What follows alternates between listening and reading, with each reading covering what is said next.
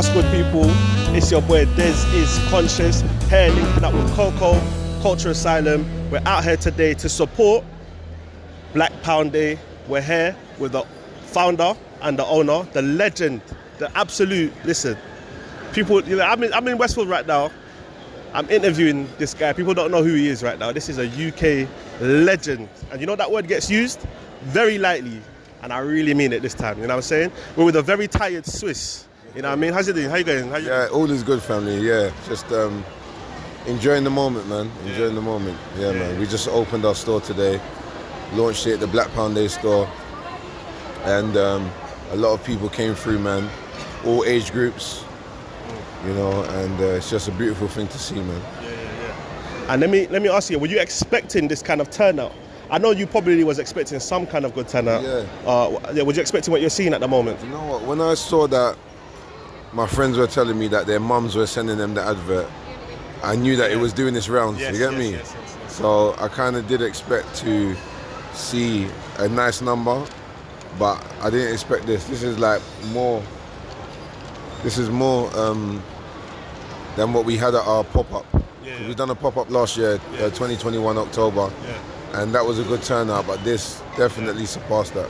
Now, let me ask you, you spoke about the pop-up and you spoke about, so with Black Pound Day, for anyone that doesn't know, I know that you started it because of what was happening during the riots and the protests after the Derek Chauvin murder of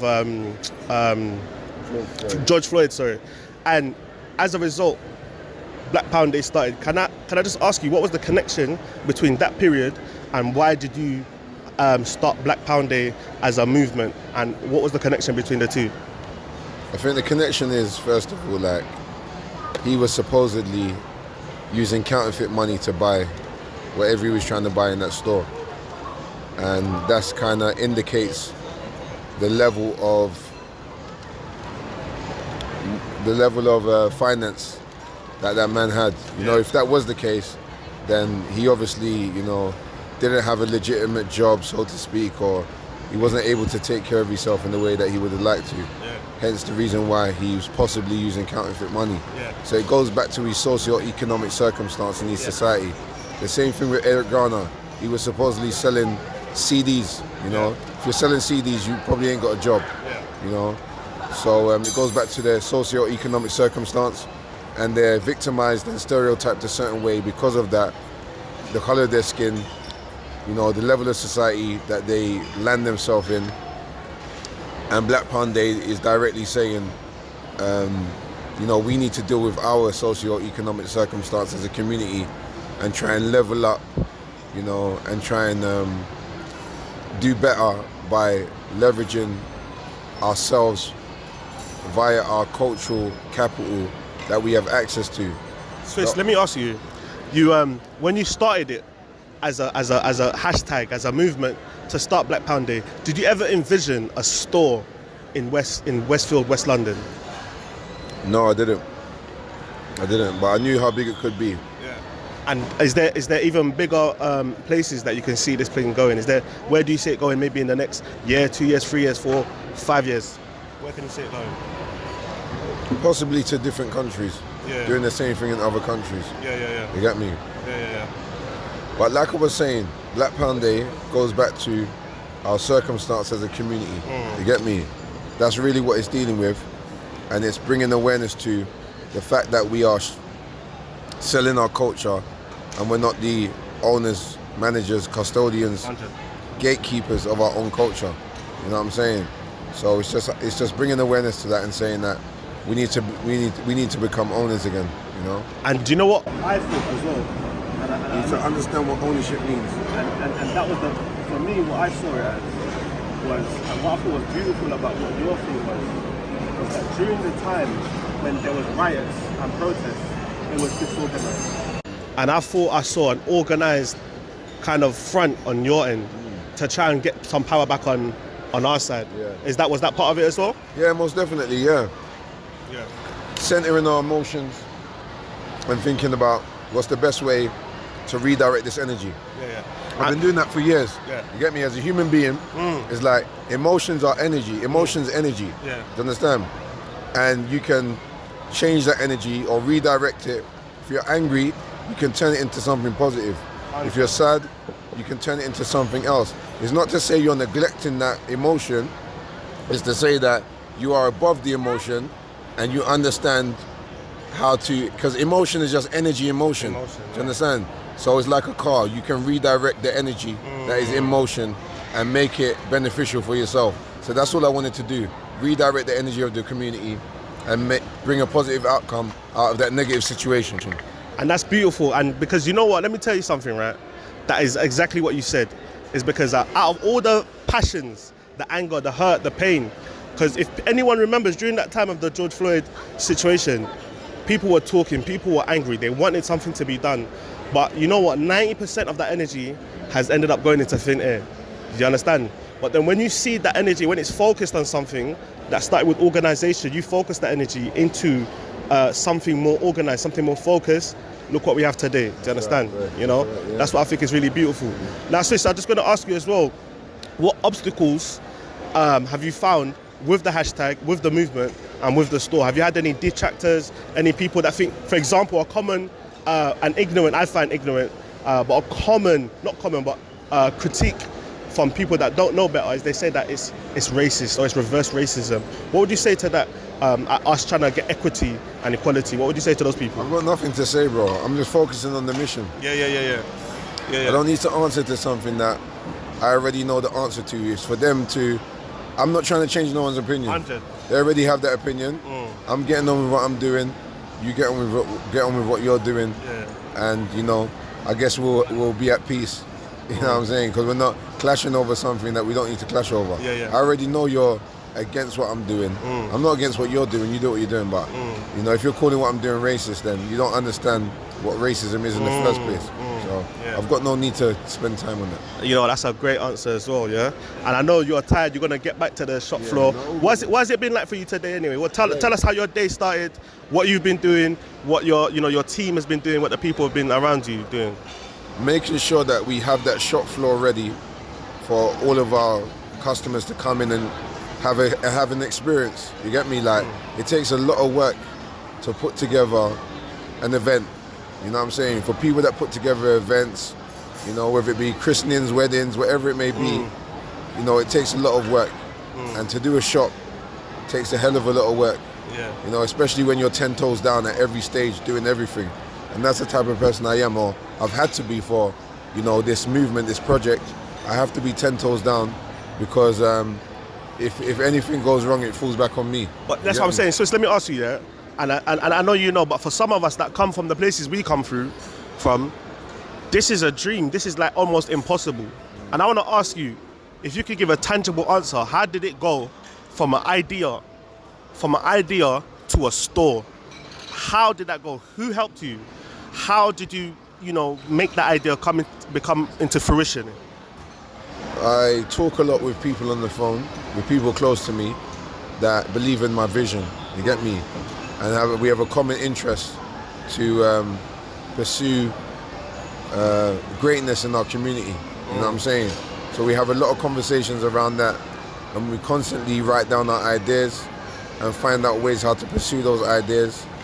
And writing has a lot to do with it. You have to write down the ideas that you have. Some ideas are fleeting. You might have a good idea, and because you don't value the idea that is being brought to you, you dismiss it because the mind is very fleeting. Something will come, something will go. That's why it's very important to It's very important to journal. To journal. Yes. Journaling is so important as a human being because your hard drive doesn't store everything. And you don't have control of your hard drive. Do you understand? It does store everything, but you just don't have access to it. Because of the overflow. Distractions, the distractions, emotional distractions, thinking distractions, thought distractions, all of that kind of shit. Was there ever a time that you thought, go on. It's important to write down every aspect of your vision and what you want to achieve, even if it's far-flung. Write down the furthest thing away from what you think you can achieve and the closest thing to you as well. And and in between.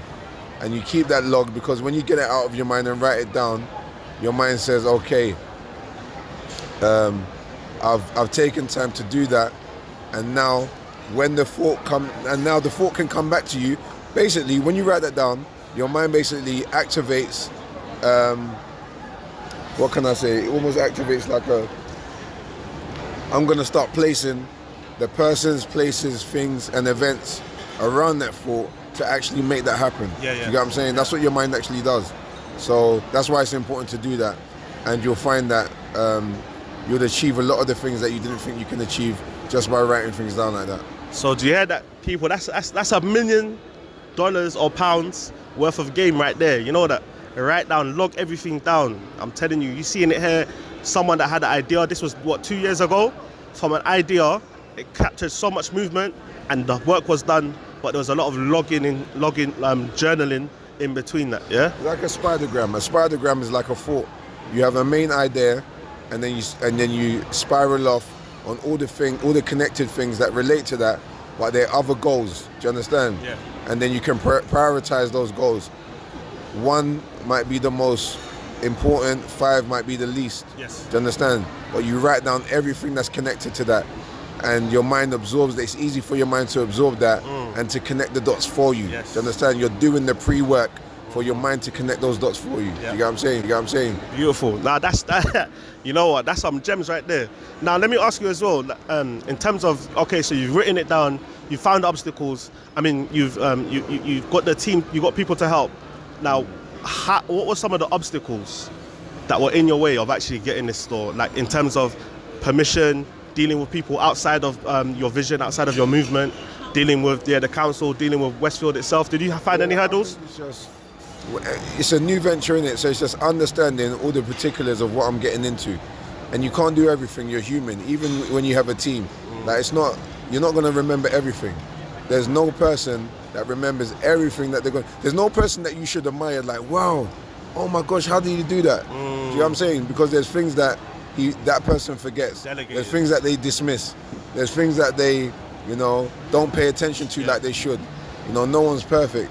So just stay the course, learn what you can, and write down all the things that you're supposed to learn, and allow yourself to just journey that operation and do the best that you can. Do you get what I'm saying? And you're going to meet people along the way that are going to help you and assist you to do that, because you're doing the appropriate thing basically in terms of the steps that you're supposed to do to achieve the goal that you're trying to achieve.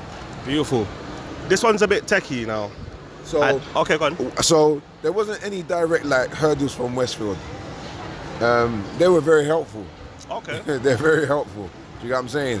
And I find that a lot of people think that these spaces are hard to navigate, but it's, as they say, it's not what you know, it's who you know. Do you know what I'm saying? It's not what you know, but it's who you know.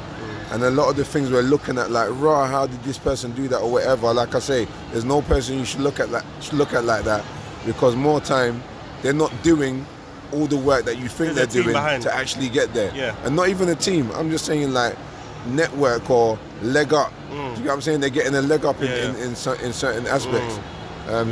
So. You know what? I was listening to one of your interviews, and one of the key things, and what you just said there, you said that when you started, that you put your ego aside and you wasn't afraid to ask for help. You know what I mean? What interview was that? It was on One Extra. It was with. Oh yeah. I put my I remember that. Yeah. With, what's her name? Yeah.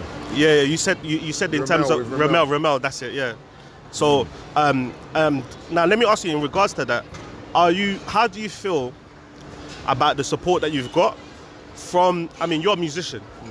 Do you feel that the music industry, the UK, a lot of maybe artists and maybe even people beyond that, are you happy with the amount of maybe help that and feedback you've got from that side of things? No. Or you think more can be done? No, more can be done. Initially, no, everyone was at home, bro. Everyone was looking for something that was good enough to get back. So I was asking, you said a lot more can be done from the scene. Yeah, so I'm saying like. And initially everyone was. So I asked you what more could be done from the music scene and the UK music scene, and then you said a lot more. Not enough's being done. Yeah. It's easy when everyone's at home in a pandemic. That's it. Bored out of their head. A good idea finds itself in the culture, and everyone gets behind it because it's actually a good idea. It's not posting a black square on the gram. It's something tangible that you know is revolutionary, unique. Your mum will get involved, your auntie, you get me, your little cousins. It will bring up family discussions in the household. You get me? It's something that jigs your soul. You get what I'm saying? And I feel like that's what Black Pound was. So it's easy to get behind something like that, but it's not easy to consistently support something like that in the public, you know, religiously. You get what I'm saying? And I'm not expecting anyone to do that. I'm just saying that there's a lot of things we consistently support that doesn't meet the regard that Black Pound Day does. You know what I'm saying? Yeah.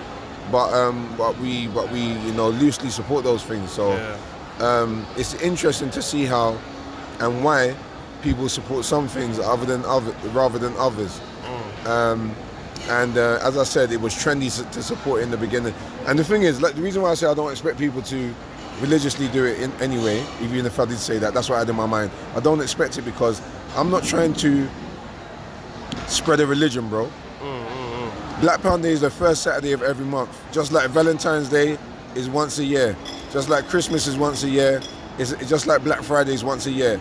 I don't have to tell you. Someone around you, someone in your friend circle, someone in your WhatsApp group, someone on social media is probably going to mention it because it's ingrained itself in the culture now. Do you get what I'm saying? So I don't have to religiously tell you or expect you to be gunning for it all the time. But if I put in a phone call or I message you to say, bro, this is something that benefits the community, bro.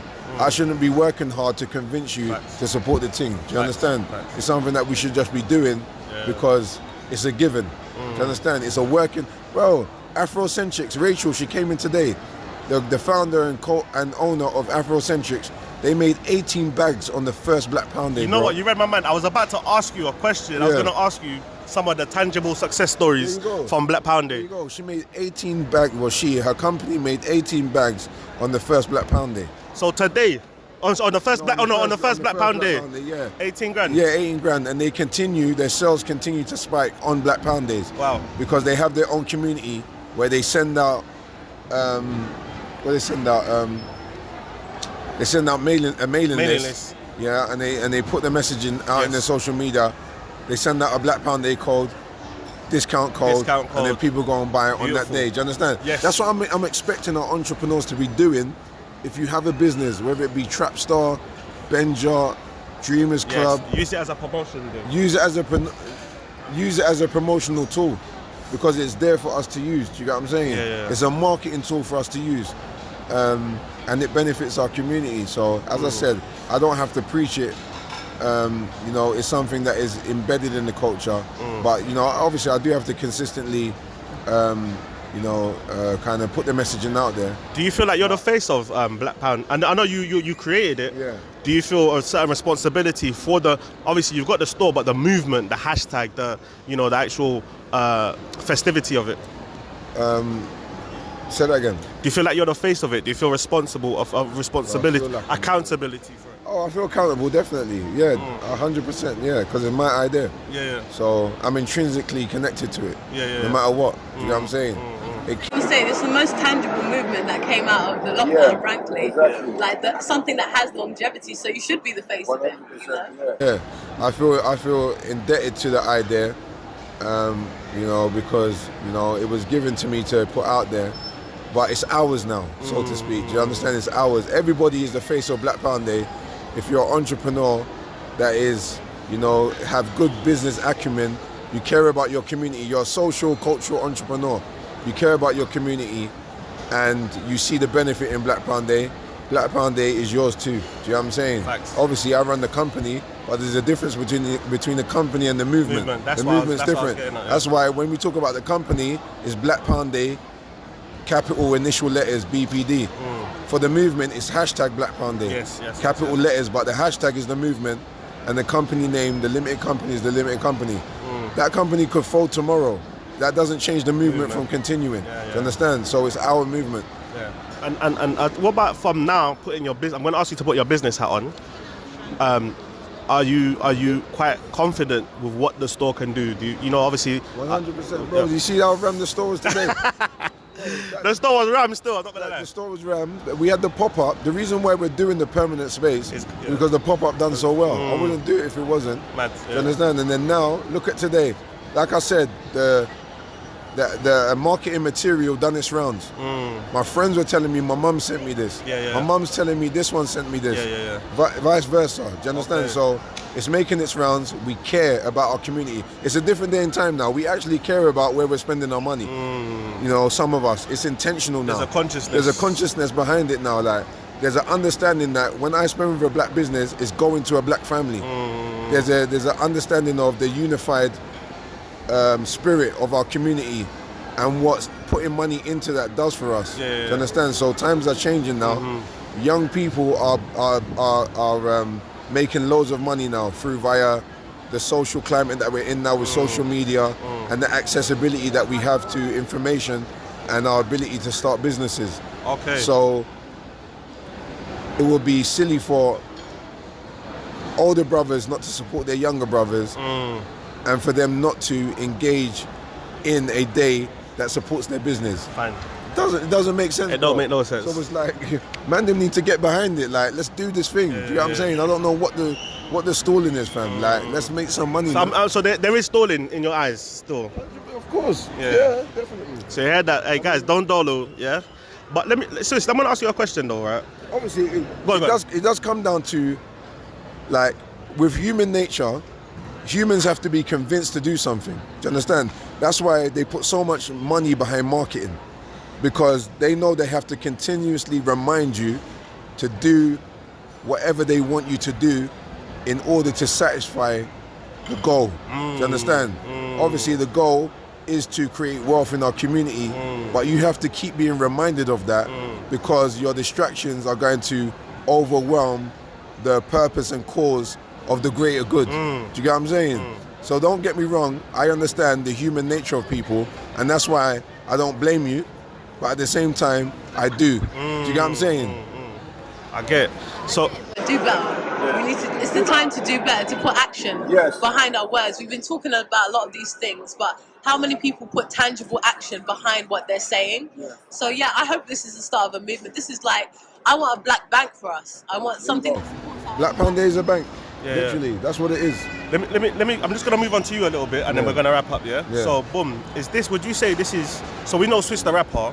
And we got Swiss the entrepreneur, the cultural influencer, the entrepreneur. Now I'm asking, is this? Would you say this is your number one thing at the moment? Is this what your? 100%. Is this where your attention is at the moment? This is where my attention is at the moment. This, my children, and How do you manage the time though? And are you still? I mean, I know you had an album out last. Was it in 2021? Yeah, 2021. Yeah, it was Isolation of Music. Hey, let me hold on. Wait, before you carry on. Yeah, you know what it is? People don't understand, right? I'm gonna say. I'm not even just saying it because you're here, innit? Yeah. I'm a hip hop guy, innit? Yeah. And Isolation Music, to me, I couldn't believe how you still got it, bruv. You know what I'm saying? Like lyricism. You're talking about very personal things. You're talking about community things, cultural things, and you're talking about you as a man. And the instruments, it was a. Listen, go listen to that. It's not, still. It came out last year, but go listen to it. Now I'm asking, So I'm asking you, how do you manage to get that in-depth kind of writing, promoting the album, doing Black Pound Day, coming up with a shop, being a father? Literally, it takes a lot of time, but you prioritize what you value. You prioritize, and that's it. I value the messaging in my music. I value the connection that has with other human beings. That's why I try to keep it as real as possible, because I know that there's someone out there in the same way where when I listen to an Eminem or a Tupac or a Biggie or a Jay-Z or a Nas, you understand? I connected with certain things in their lyrics where I knew they were speaking directly to me 100. Because of what I was going through. So it's my duty as a rapper to do the same for other listeners and for other rappers. Do you understand? But what you value, you prioritize, 100. And that's the long and short of it, bro. So I focus on what I value, and I make it happen because I value it. Yes, and just this is just going back. You know, with Broken Silence, as someone that's been listening from day, I've always wondered, what was it? I know you were talking to the media, you were talking to people you felt that they were portraying you or applying pressure. Who and what was the purpose of that song? What was you talking to specifically with Broken Silence? And what silence were you breaking at that time? Yeah, Broken Silence, the concept of the actual name came from the, no, it didn't. You know, at the time, I got confused there for a minute. Basically, that tune was meant to be for my album, for my album. So even back then, in 2002, Broken Silence came out 2003. Yeah, that tune was made in Soul to Soul Studios, Jazzy B. We went there, recorded it, and at that time I was working on the album. So it was me just socially commentating and, you know, just speaking into the atmosphere, whatever was on my mind. You understand? Yeah. And then that concept related and fitted so well to what Soul Solid was going through at the time of our second album that they put that tune forward as the first song on the second album. You know what I'm saying? And we chose to call it Broken Silence. I can't remember why. You might have to ask Shabs. Okay. But obviously it was breaking our silence. So Soul Solid, with all that we went through with the media and stuff like that, it's come back to me now. With all that we went through with the media and everything, we didn't actually get to speak about the reasons why we were going through certain things or to answer back to the media. So we done it through song, and that song was basically the answer back. All right. And who is Swiss from then, as a young Swiss when you made Broken Silence, Cry, and then Swiss when you made Breathe, and you put the album at Isolation, and compared to now, what would you say is the difference between young Swiss and current Swiss? I think there's a difference in like following and leading, you get me? And not to say I was like ultimately a follower, but you're more naive when you're young. So I say, you know, I was more naive being a youngster, as most young people are, because that's how you learn from naivety.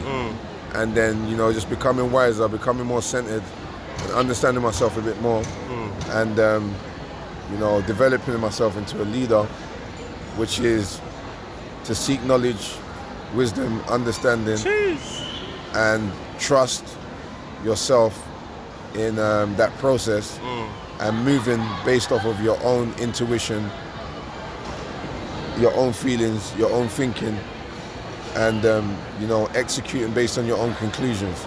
And that's basically what a leader is. And very quickly, just lastly, in fact, you said you seeked knowledge, wisdom, understanding. What were some of the musicians, songs, albums, books, or any things that got you into that place?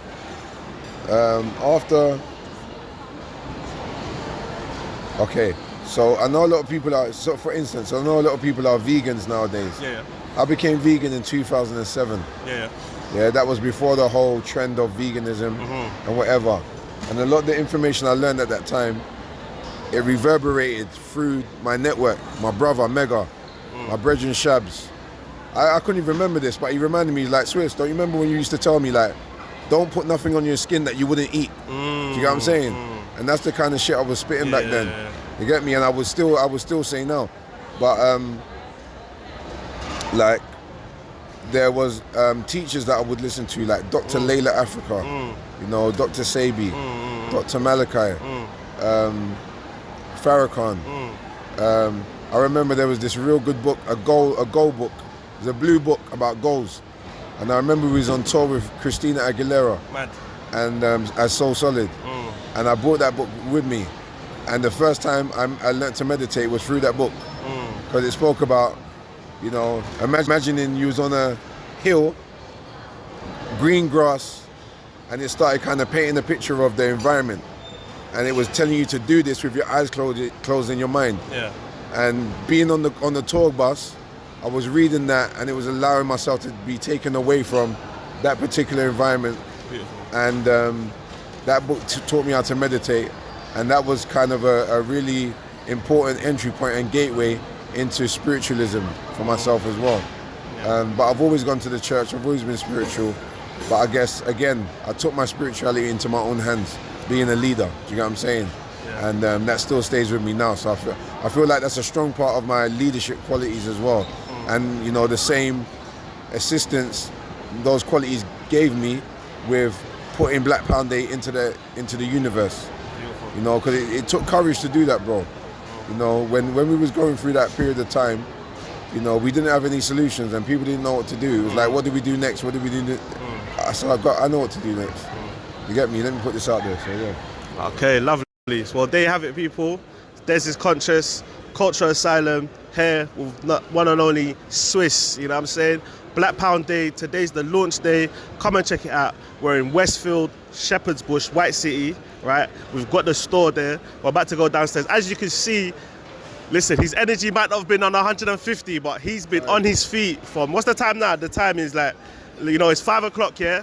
He's been on his feet, honestly, from morning. You know, if you saw him behind the tills, getting involved, greeting people, taking pictures, serving people on the tills, I just got to say, well done, man, for your hard work, you know, and I hope it continues, you know what I'm saying? All right, Swiss? All right, bless.